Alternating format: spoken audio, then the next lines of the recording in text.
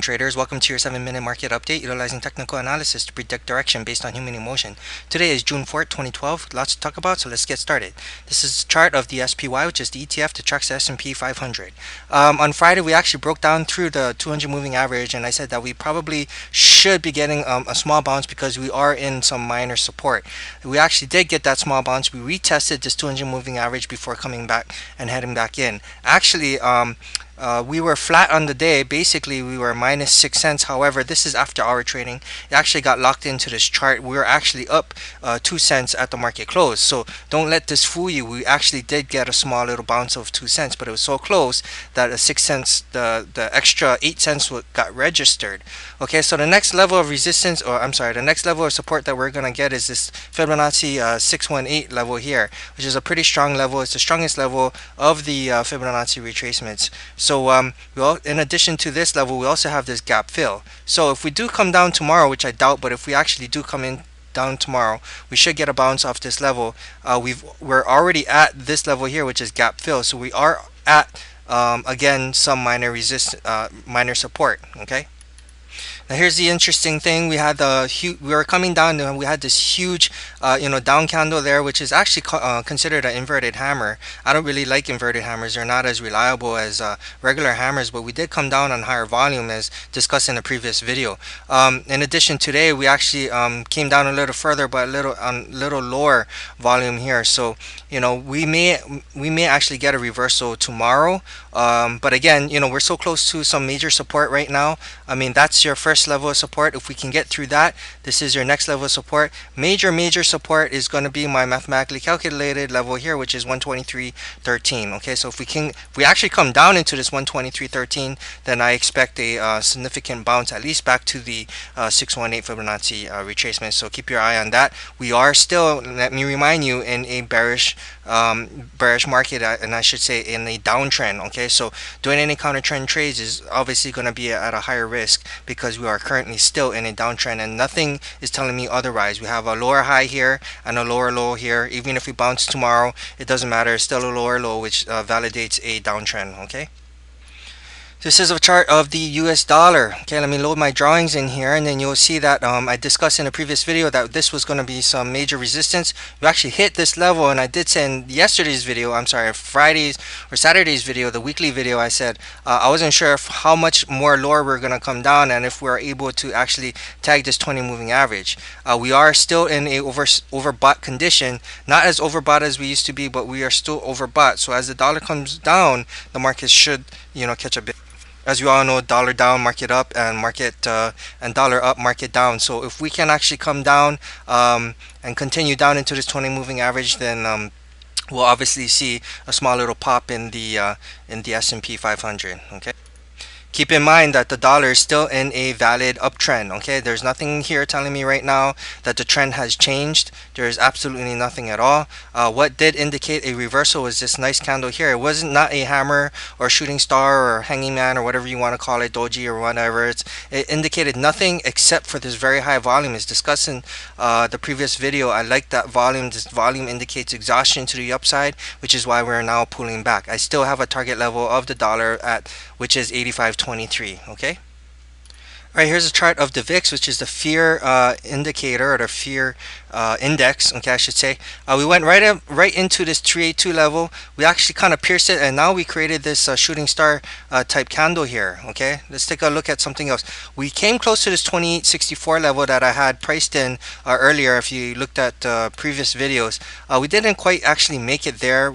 So there is still a possibility that the VIX could go higher. Okay, so just keep that in mind. That just because we have this shooting star candle does not necessarily mean that we're gonna have a reversal and start coming back down. Anything is possible, but also keep in mind that the 200 moving average is right below it. Okay. This is the VXX, which is the ETF that tracks the VIX. Here we can actually see volume is actually lower than the previous candle, which was here. So even though that this is a shooting star type of candle, I mean, the volume is just not high enough to indicate a reversal. There is a possibility that we may reverse back into this 20 moving average. That is definitely a possibility. Nothing's ruling that out. I do not have any drawings on the VXX because I don't trade it, but I just kind of like to take a look at the VXX when it comes to looking at the volume. Okay.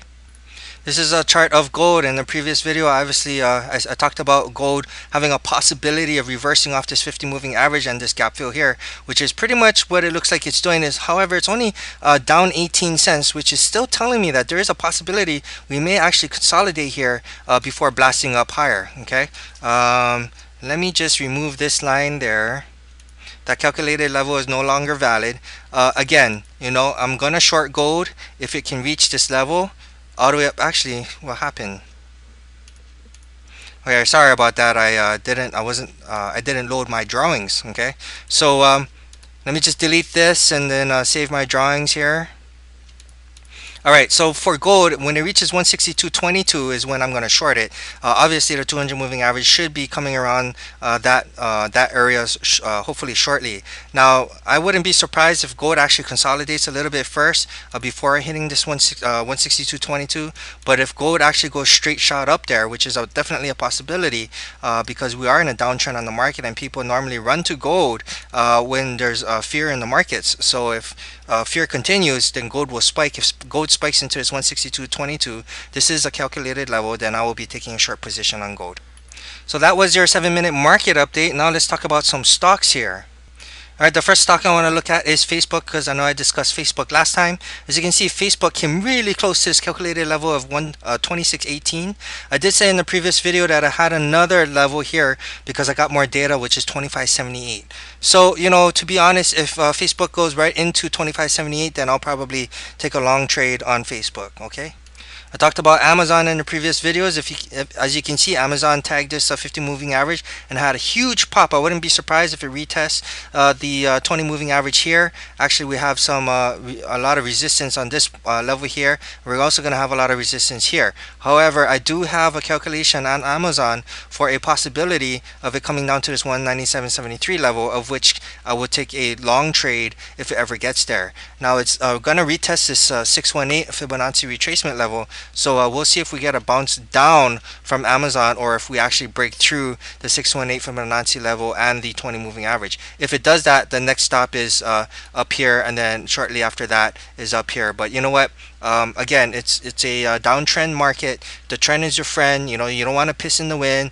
I've explained this many times, and from Friday's action, you'll definitely see why I'm so adamant about trading with the trend. And if you trade against the trend, then you want to be in and out. You don't want to kind of hang around there. You don't want you want to just take your profits and run. So thank you very much. Have a nice day. Take your profits. It may not be the big one, but it doesn't matter because the big ones will come from the downtrend. Okay. All right. This is a chart of JP Morgan. The three-letter code is JPM. Let me kind of just zoom in over here. As you can see, let me kind of just zoom out, just make it a little bit bigger here. As you can see, we had this calculated level is 31.79. It bounced off. We had an intraday bounce off of this 31.79, which was good. However, the next day, which was today, we broke through that 31.79, and now we have another target level, which is right here at let me just get you an exact price of $30.30. All right, so I'm expecting a bounce at $30.30. Again, this is a counter trend trade. The bounces, I don't expect it to be very big. If you don't want to take the risk, then an intraday trade would suffice for JPM. We also have this calculated level as 34.04. That's going to be the new resistance point. If we can get there, then I'll probably reshort JPM. Let me just delete this here. Okay, so keep your eye on JPM for that $30.31 price. Alright, this is a chart of Caterpillar. I have a calculated level of $80.51. It's also at the 7.5 Fibonacci level, and we also have this pivot point down here. Caterpillar may get a bounce at this $80.51 level, so keep your eye on that. We are pretty close to it already. So if we actually gap down tomorrow, we actually got an intraday bounce off of this level here. What it looks like, let me just take a look here, and there you have it. Yep, sure enough, we got an intraday bounce off of this. I still think we get to this 81.50 level. That's about $2.50 or so down. If we can get there, then I'll probably take a at least an intraday trade. I mean, because if it gets past there, then I don't see why it wouldn't go for a double bottom. In which case, I'll probably stop out. So yeah, $80.51. Why not? I would take a swing trade on that. Again, it's a counter trend trade. So if any stop below this $80.51 or any price close below $80.51, then I stop out for a small loss. Okay. Last but not least, we have Apple. Apple is really good. I had I talked about Apple on Saturday's video here, and I actually had this thing here that says if it's another down day, it will be an intraday support.